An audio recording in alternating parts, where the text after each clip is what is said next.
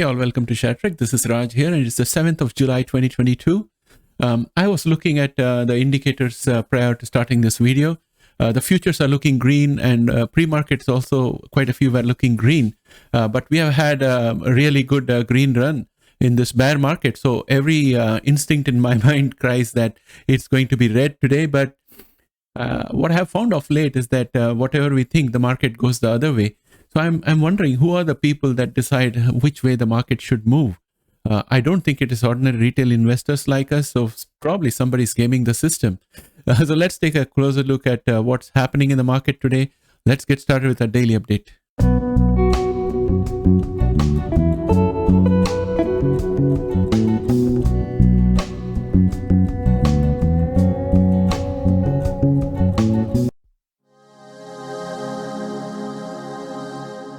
So let's get started with our morning show.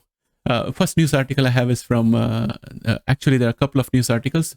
They are related but from different sources, and it pertains to our CRISPR field. Let me queue up the article and explain to you what I think about it. The first article comes from phys.org, and the headline reads, "A potential danger of CRISPR gene editing and why base editing may be safer." And there is this paragraph here which caught my attention.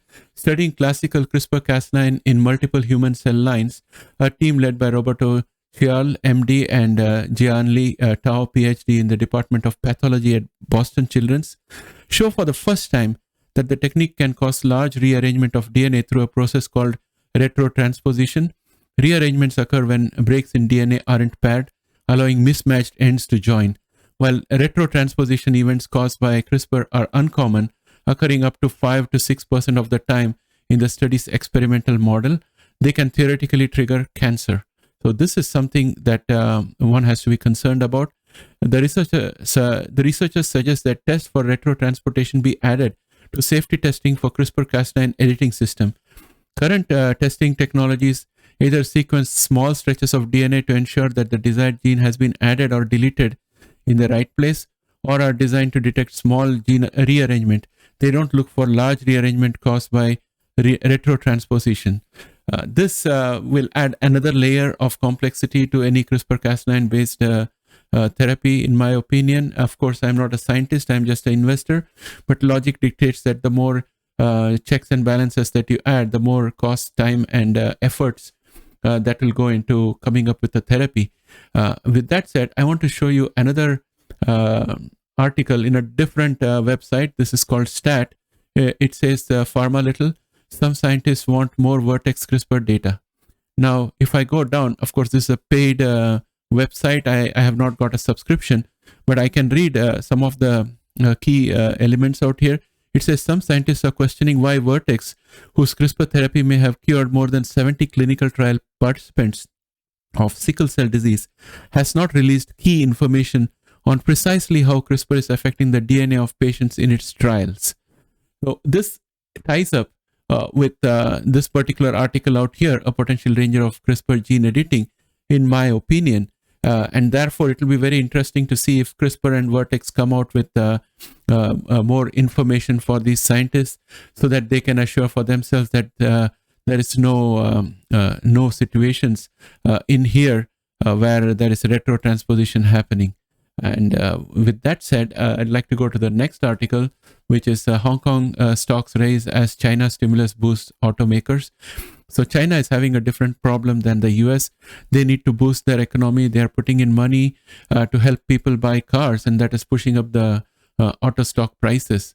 That's a different situation. And also we have the COVID issues going on in China. So those are all kind of a messy situation to look at. I hope that things get resolved quickly in China. And they are going to have the presidential election, I believe, next year. So most of these things will come to a head before that. That's what I expect. And that would be good for the overall global markets also. Next one is Samsung's better than feared, in quotes, earnings per chip stock rally. So the article goes on to say Samsung shares rose on Thursday, dragging Asian chip makers higher after South Korean technology giant posted better than feared earnings guidance for the second quarters. Samsung's earnings guidance came against a backdrop of pressure on chip stocks given supply chain disruptions and rampant inflation that threatens consumer demand. The South Korean tech giant allayed some of those fears, leading to a rally in chip stocks such as TSMC, United Microelectronics Corporation, and SK Hynix. But analysts warned of headwinds for the second half of the year. So this is the news coming in from Samsung, which is likely to have a positive impact on the other chip makers that we have, like NVIDIA and AMD and others. Also, we have to keep in mind that the biggest silicon stock lies in United States. I think it's in North Carolina. That's where most of the raw materials is available for chip productions. So US is well positioned in this regard. With that said, I have another item that I want to talk before we go to the Nasdaq and technical analysis. That is, euro continues to slide towards dollar parity and could fall even further. So the article says the prospect of an economic slowdown also casts the scepter of doubt over whether the European Central Bank will be able to tighten monetary policy sufficiently to rein in record high inflation. Deutsche Bank suggested that the euro could fall into the 95 cents to 97 cents range if Europe and US find themselves slip sliding into a deep recession in Q3 while Fed is still hiking rates. This would probably lead to the euro dollar index going up further, the US dollar index going up further. And when you look at the US dollar index, we always say that when the US dollar index goes up, stocks will go down. But in this case, I think the going up of the US dollar index is going to be because of the weakness of the euro, and also because of the fact that the Chinese are also pumping more money into their economy, and Japanese yen is also weak. So all of those things are, and again, British pound has suffered. So all that is pushing up the US dollar index. So the impact on the stock markets may not be that high. The correlation may become a little bit weak at this point of time. That's my personal opinion. With that said, I'd like to go ahead and have a look at what's happening with Nasdaq and the indices. Let's look at Nasdaq futures. Nasdaq futures are showing a increase of 0.5%. Pre-market out here, and we can see that they have crossed above the diagonal line of resistance, so I converted that into a support, and we have a doji candle out here waiting at 11,940.75. It's supported not only by this diagonal line of support out here, but also by the 9-day and the 20-day exponential moving average, so that's good. Our next resistance seems to be the 50-day exponential moving average, which is sitting at around 12,315.11. And our MACD is bullish. Momentum is also at average and pointed upwards. So everything is looking good. So futures say it's bullish today. And when we go on to the indicators, let's go on to oil first. Oil has gone up 1.52% today, but it's still within yesterday's range. And it's being supported by this diagonal, this red line of support, which is a 200-day exponential moving average, and followed by the 95.08 horizontal line of support, which has been with us for a while now, almost before 11th of April.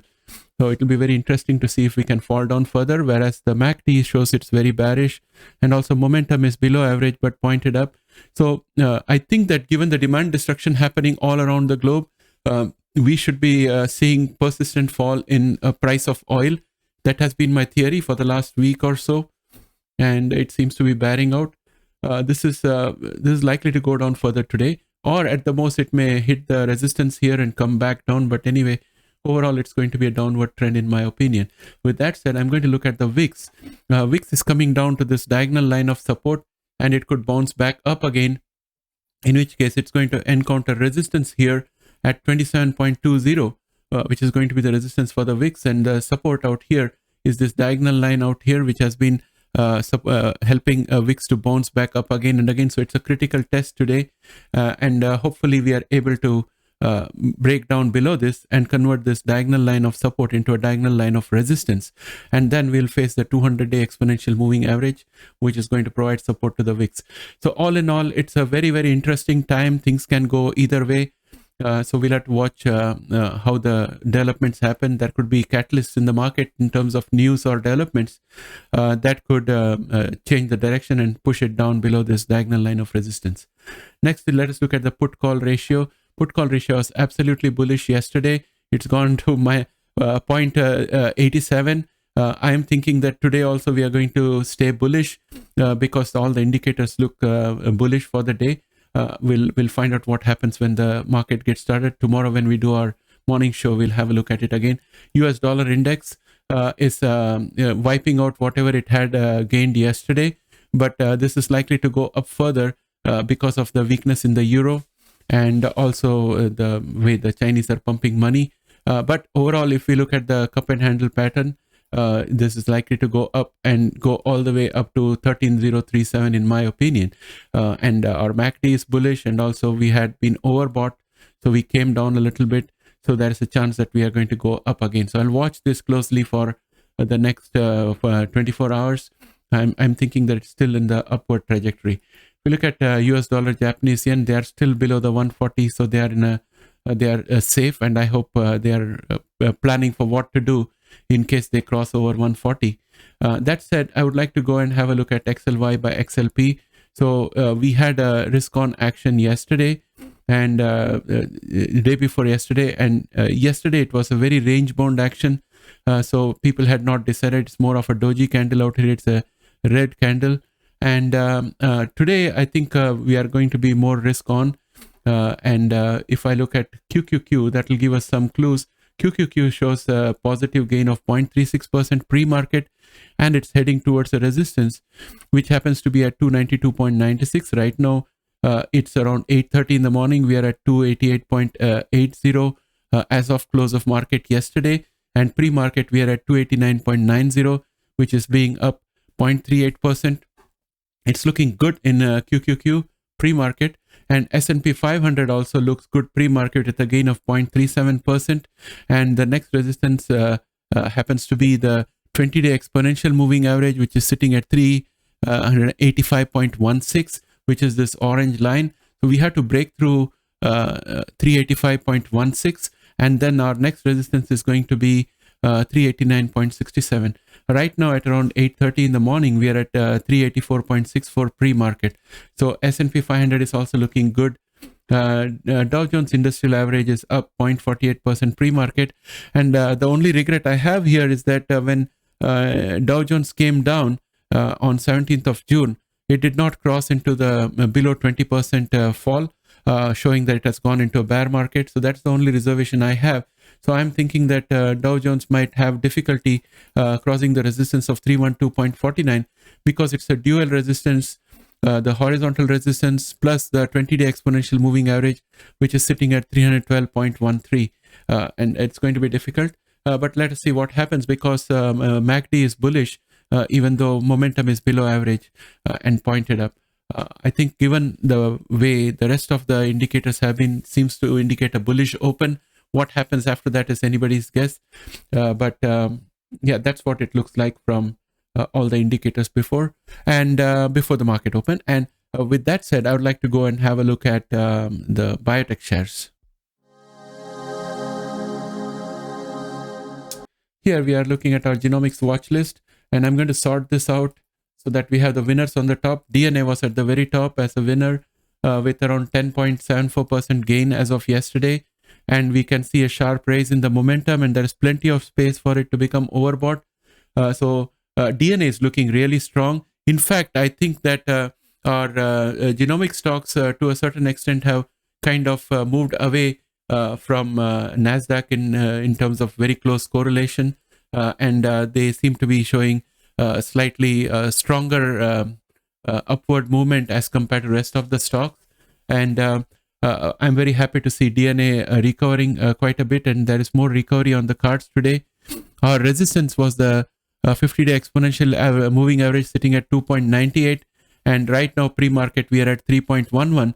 So that means that we have broken through the 50-day exponential moving average.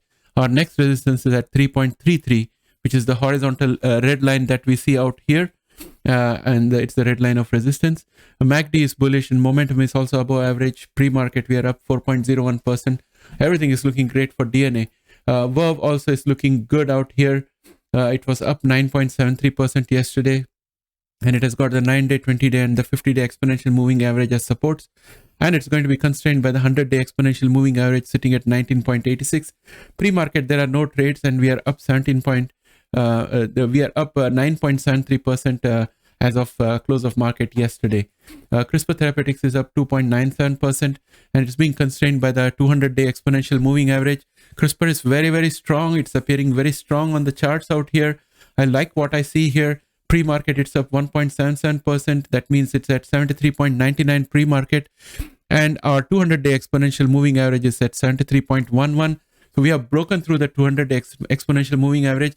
This is a very, very critical breakthrough for us. And I think this means that CRISPR Therapeutics is getting stronger. But though we had those other news articles that came up regarding the risk factors to CRISPR-Cas9 editing, we have to keep that in mind. And I don't know if the market is going to react to that today or tomorrow. I don't know how strong the report is and whether it's going to catch the attention of the big investors out there. With that said, I think CRISPR looks great today, and it's going to have further gains because the pre-market shows that it has broken through the 200-day exponential moving average, which is a big milestone. Caribou Bioscience is up 2.47%, and it's being constrained by the 20-day exponential moving average. It has now got the support of the 9-day exponential moving average, so it's one baby step up. MACD is also bullish, but momentum is far from what we want. Pre-market, it is flat. So there's a good chance that Caribou may open up green, but I would reserve my opinions until it happens. Pfizer is up 2.15%, a very strong company. It still has got support at 52.48, and pre-market it is flat at 52.75. The MACD is bullish and the momentum is also strong. Pfizer is going to gain today. SQZ Biotechnologies, the place where I put my money, it's looking good. It's up 1.90% as of yesterday. It had gone up to a peak yesterday of around 3.45, and I did not sell because I think that there is still upward momentum remaining because there's plenty of space from here to 4.01. I'm going to hold on for a little while longer. MACD is bearish, but it's tending towards the signal line, as I can see from the color of the histogram. Momentum is below average and picking up. Pre-market, there are no trades. IMTX is up 1.45%, and it ended up at 9.09 as of close yesterday. And you can see it was a bear candle and very narrow range of trading. And it's got support from this horizontal line of support at 8.80. Pre-market, there are no trades, and MACD is bullish and momentum is also above average and pushing upwards with plenty of space to go before it becomes overbought. So I'm very optimistic that IMTX is going to do well today. Illumina also is doing good, 2.37% up. $2.37 up. That is 1.23%. No trades pre-market, and it has been constrained by the 20-day exponential moving average and also by our minor line of resistance here, which is at 198.22, and this resistance seems to be holding. MACD is bullish, but momentum is still not above average. So I think if overall market sentiment is positive, we could potentially break through the minor resistance today. I'm not sure whether we'll be able to break through the 20-day exponential moving average, which is sitting at 200.27. Vertex was up 0.75% as of close yesterday, and pre-market today it's up 0.68%. Vertex is looking exceptionally strong. It seems that it may try to make an attempt to get back into the previous bullish channel again, but that bullish channel is going to be resistance before it does the breakthrough. So if I was to drag this up further, it would look like it's going to be somewhere out here. And I'm going to turn this into a red color just to show us that this is the point where we are going to get a resistance, and that point sits at 296.68 for today. And pre-market we are up, so we're going to go up, and that will be our limit for today. MACD is bullish, momentum also is very strong, and it's got plenty of space because it can before it can be overbought. Vertex is looking great. Teladoc is flat as of yesterday's closing, but today pre-market it's up 0.68%, and when I look at Teladoc out here, it's got 50-day exponential moving average as a support, and that's going to be remaining. Our next resistance is the 100-day exponential moving average sitting at 51.50. MACD and momentum indicate that there's a good chance that we are going to see Teladoc open positive today and stay green. ARCG was negative 0.17 yesterday, and it got pushed back by the resistance here at 36.91. But today, pre-market, it's up at 35.85. That is up 1.27%. So we have a good chance that we might break through this resistance today and convert this into a support. Regeneron was down minus 0.28% yesterday. It had a thin doji candle out here, pushed down by the horizontal line of support at 601.24, which was performing the role of a resistance. We're going to convert that into a red line, and also the 20-day exponential moving average, which sits at 599.60. Pre-market, there are no trades, but right now the MACD is bullish, but momentum is not strong, so Regeneron is not looking strong. But overall market sentiment can push it into the green for today. IDNA was down minus 0.54%, pushed down by the 100-day exponential moving average, sitting at 31.82. Pre-market, there are no trades, but overall sentiment can convert it into green. So that said, I think overall the bias is bullish. It's around 8:35 a.m. in the morning. If some catalyst comes out before market open, things can change. But right now it looks like it's an all green market for genomic stocks. With that, I would like to end this video. I hope you liked the session today. And I would also like to give you a heads up that I'm right now trying to profile a Toronto-based company called as Deep Genomics.